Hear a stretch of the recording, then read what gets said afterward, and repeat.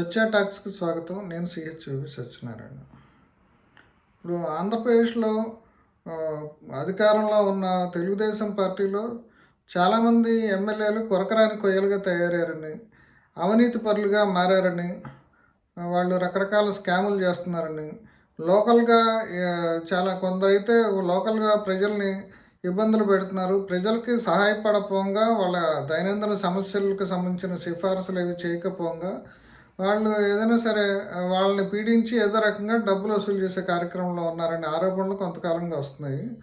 ఇప్పుడు ఇటీవల కాలంలో ముఖ్యమంత్రి చంద్రబాబు నాయుడు కూడా కొంతమంది ఎమ్మెల్యేలను పిలిచి ఆయన వార్నింగ్ ఇచ్చారని తెలుస్తుంది. అట్లాగే లోకేష్ కూడా ఆయన ఒక డిన్నర్ మీటింగ్లో కొంతమంది ఎమ్మెల్యేలకి వాళ్ళకి అంటే మంత్రులను కూర్చోబెట్టి జిల్లా ఇన్ఛార్జి మంత్రులు ఇప్పుడు ఎవరైతే ఈ అవినీతిలో కూరుకుపోయిన ఎమ్మెల్యేలు ఉన్నారో వాళ్ళకి బాధ్యత వహించాలని, వాళ్ళని కంట్రోల్ చేసే పని వాళ్ళు తీసుకోవాలని చెప్పేసి అనుకుంటున్నారు. అంటే ఈ ఈ ఆరోపణలు, ఈ రకమైన విమర్శలు వస్తున్న నేపథ్యంలో ఇవాళ ఆంధ్రజ్యోతి ఎండి రాధాకృష్ణ తన వీక్లీ కాలంలో ఈ ఈ అవినీతికి సంబంధించిన వ్యవహారాన్ని ప్రస్తావిస్తూ చంద్రబాబు నాయుడిని గట్టిగా హెచ్చరించారు. చంద్రబాబు నాయుడు కొరడా జొలిపించకపోతే ఆయన చివరికి ధృతరాష్ట్రుడు అయిపోతాడని. అంటే ఆయన చేసిన వ్యాఖ్య చాలా తీవ్రంగా ఉంది. ఎందుకంటే ఇప్పుడున్న ఎమ్మెల్యేలు వీళ్ళందరూ కూడా గతంలో వైసీపీ ప్రభుత్వంలో జరిగిన ఏ రకంగా స్కాములు జరిగినాయో, లేకపోతే వాళ్ళు ఏ రకంగా అప్పుడు ఎమ్మెల్యేలు వాళ్ళు వ్యవహరించారో ఆ రకంగా వ్యవహరిస్తున్నారు. ఇది ఎంతమాత్రం మంచిది కాదు. దీన్ని చంద్రబాబు నాయుడు కంట్రోల్ చేయాలి అనేది ఆయన మాట్లాడుతున్నారు. అంటే ఇప్పుడు రాష్ట్రంలో ఎట్లా తయారైందంటే, ఇప్పుడు డబ్బు అనేదే ఇప్పుడు ఒక రాజకీయం అనేది ఒక వ్యాపారం కింద మారిపోయింది. ఏదైనా సరే ఇప్పుడు డబ్బు సంపాదించాలి, మళ్ళీ ఎలక్షన్స్లో ఖర్చు పెట్టాలి. ఇప్పుడు వీళ్ళు ఒకవేళ చంద్రబాబు నాయుడు వాళ్ళని పిలిచి మాట్లాడిన గట్టిగా నిగదీస్తే వాళ్ళు ఏమంటారు, ఇప్పుడు నియోజకవర్గానికి 30 నుంచి 40 కోట్లు ఖర్చు పెట్టాల్సి వస్తుంది. నెక్స్ట్ ఎన్నికల్లో ఎవరు ఆ డబ్బు లేకుండా మళ్ళీ మేము గెలవలేము, ఆ కెపాసిటీ లేకపోతే మీరు కూడా సీట్ ఇవ్వరు కాబట్టి మరి ఏదో దందాలు చేయకపోతే ఎట్లా అని అంటే గట్టిగా నిలదీస్తే బహుశా 4 గోళ్ల మధ్య వాళ్ళు ఈ సమాధానం చెప్పినా ఆశ్చర్యం లేదు. అంటే ఇప్పుడు ఇవాళ రాధాకృష్ణ గారు రాసిన కాలంలో అయితే మన ఎలక్షన్స్లో చాలామందికి పార్టీయే పెట్టుబడి పెట్టింది, వాళ్ళ ఖర్చులు పెట్టింది కాబట్టి ఇప్పుడు వాళ్ళు అవినీతి చేయాల్సిన పని ఏంటి అనేది ఇప్పుడు ఆయన ఒక ప్రస్తావన తీసుకొచ్చారు. అంటే ఇప్పుడు ఏదో ఒకసారి ఎలక్షన్స్లో ఇచ్చిందేమో పార్టీ తెలియదు. అయితే ప్రతిసారి ఇప్పుడు రాజకీయాల్లోకి వచ్చాక 1-2 ఎలక్షన్స్కి మనం ఓడిపోయినా సరే డబ్బు నిలవబెట్టుకోవాలనే తత్వం పెరిగింది. అంతేకాకుండా అసలు విలువలకు సంబంధించి విలువలు అనేవి లేకుండా పోయినాయి. రాజకీయాల్లో ఇవాళ నీతివంతులు కానీ లేదంటే ఏదైనా సరే సామాన్యుడు ఎవరైనా ఎన్నికల్లో నిలబడి చిన్న వార్డు మెంబర్ కూడా కాలేని పరిస్థితి ఏర్పడుతుంది. ఇంతకుముందు మంత్రులకు కూడా అంతంత పెద్ద పెద్ద వాహనాలు ఉండేవి కాదు. ఇప్పుడు కనీసం వార్డు మెంబర్లు కూడా పెద్ద పెద్ద బొలిరోలు లేదంటే ఇన్నోవాలు ఇంకంతకంటే పెద్ద పెద్ద వెహికల్స్ వేస్తూ తిరుగుతున్నారు. మంది మార్పులాన్ని వెనకేసుకుని దాన్ని బట్టే తెలుస్తుంది. అట్లాగే ఇప్పుడు వీళ్ళు ఇచ్చే ఎన్నికల అఫిడవిట్లకి అసలు ఒరిజినల్గా వీళ్ళకుండే ఆస్తులకి లేదంటే వీళ్ళు చేసే దందాలకి అసలు సంబంధమే ఉండట్లేదు. ఇప్పుడు ముఖ్యంగా ఇప్పుడు ఈ తెలుగుదేశానికి సంబంధించిన కొంతమంది ఎమ్మెల్యేల పేర్లు బయటకు వచ్చినాయి.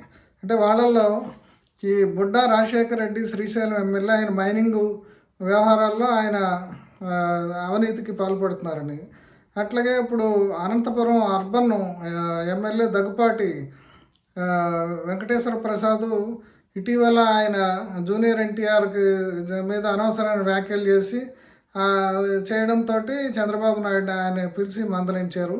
అంటే ఈ ఒక్క వ్యాఖ్యానించడం వివాదాస్పదంగా బిహేవ్ చేయటమే కాకుండా ఆయన కొంత అవినీతి వ్యవహారాలు కూడా అవినీతిపరమైన ఆరోపణలు కూడా ఆయన మీద ఉన్నాయని చెప్తున్నారు. అట్లాగే ఇప్పుడు శ్రీకాకుళం జిల్లా ఆముదాల వలస ఎమ్మెల్యే కోన రవికుమార్ మీద అంటే ఆయన ఒక ఉద్యోగిని అర్ధరాత్రప్పుడు వీడియో కాల్లోకి పిలిచి ఏదో పని నెపంతో ఆమెను వేధించాడని, ఆమె ఆత్మహత్య ప్రయత్నం చేసిందని ఆరోపణ ఎదుర్కొన్నాడు. ఇంకా అట్లాగే నసీర్ అహ్మద్ గుంటూరుకు సంబంధించిన నసీర్ అహ్మద్ గుంటూరు ఈస్ట్ ఆయన కూడా ఇట్లాంటి మహిళల్ని వేధించాడనే కొన్ని ఆరోపణలు వచ్చాయి. ఇక తిరువూరు ఎమ్మెల్యే కొలికపూడి శ్రీనివాసరావుకు సంబంధించిన వివాదం చాలా కాలంగా సాగుతుంది. ఇప్పుడు ఆయన మీద ఆరోపణలు కొంత ఏదో ఒక మహిళను వేధించాడనే ఆరోపణలు వచ్చాయి. అట్లాగే అంటే కొంత డబ్బది వసూలు చేస్తున్నాడు అనేది కూడా ఆరోపణలు వస్తున్నాయి. కొంతమంది మన నాయకులు తెలుగుదేశం నాయకులు కానీ లేదంటే లోకల్గా ఉన్నాళ్ళు కానీ చెప్పుకునేది ఏంటంటే కొలికపూడి శ్రీనివాసరావు గురించి రోజు విజయవాడ ఎంపీ ఆఫీసులో రోజు కూడా ఒక పంచాయతీ జరుగుతుంది. ఎందుకంటే విజయవాడ ఎంపీ కేసినేని చిన్ని ఆయనకి మొత్తం ఎలక్షన్స్కి ఖర్చు పెట్టాడు. ఆ విషయాన్ని శ్రీనివాసరావే స్వయంగా మీడియాలో చెప్పారు. ఖర్చు పెట్టి ఆయన్ని ప్రమోట్ చేశాడు. అందుకని ఇప్పుడు ఆయనకు సంబంధించి ఆయన మీద ఆ మధ్యలో విచారణకు కూడా ఒక కమిటీ వేశారు, పెద్దల కమిటీ వేశారు. అయినా సరే తర్వాత ఆయన ప్రవర్తన మార్చుకోలేదని రోజు ఆయన అని ఎంపీ బతిమలాడుతున్నాడు. నువ్వు కాంట్రవర్సీస్ చేయొద్దు, ఇప్పుడు మనకు ఇబ్బంది అవుతుందని చెప్పేసి అయినా కూడా ఆయన తన ధోరణి కొనసాగిస్తున్నాడు అనేసి చెప్తున్నారు.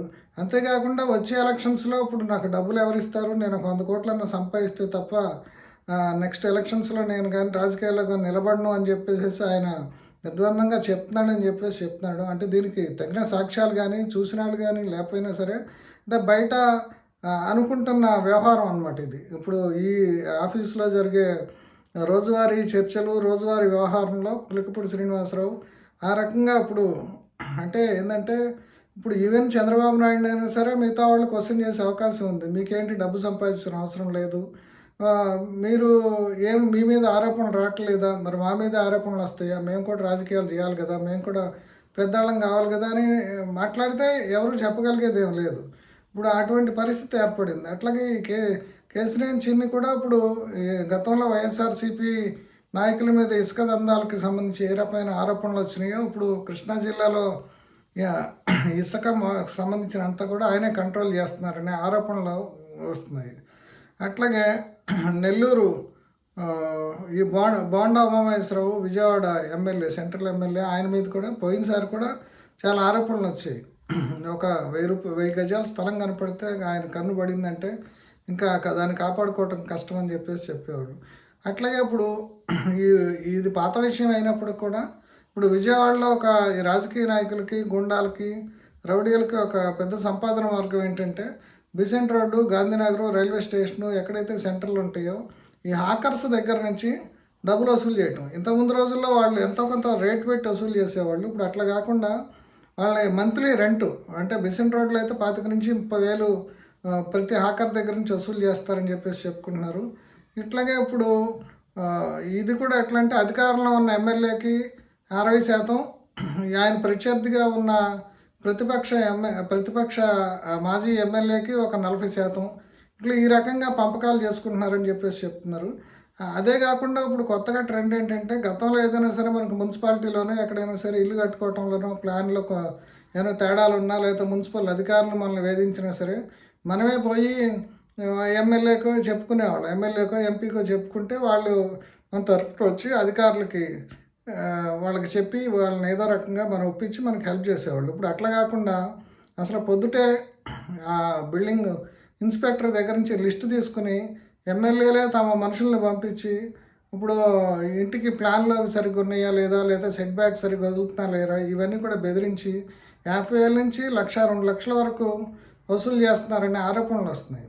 ఇంతకంటే గౌరవం ఏంటంటే విజయవాడ సిటీలో ఒక ఎమ్మెల్యే ఏకంగా పోలీస్ స్టేషన్ నుంచే మంత్లీగా ఒక 5 లక్షలు అంతరం వసూలు చేస్తున్నాడని చెప్పేసి ఆరోపణలు వస్తుంది. అంటే ఎందుకంటే ఆయన సిఐల్ని ఆయన తెచ్చుకుంటాడు కాబట్టి వాళ్ళందరూ కూడా ఈయనకి ప్రతి నెల ఈయనకి ముట్ట చెప్పటం. అంటే ఇప్పుడు ఎట్లా తయారైందంటే ఇప్పుడు రాజ్యాంగ రక్షకులుగా లేదా ప్రజలకి హెల్ప్ చేయాల్సిన ప్రజాసేవకులుగా ఉండాల్సిన వాళ్ళే ఇప్పుడు వాళ్ళే భక్షకులుగా తయారయ్యారు. వీళ్ళ మీద నిజంగా చంద్రబాబు నాయుడు కొరడా జులిపించగలరా? ఇప్పుడు రాధాకృష్ణ చెప్పినట్టు లేదంటే రాధాకృష్ణ చెప్పినట్టు ఆయన ధృతరాష్ట్రుడిగా మారిపోతారనేది వేచి చూడాలి.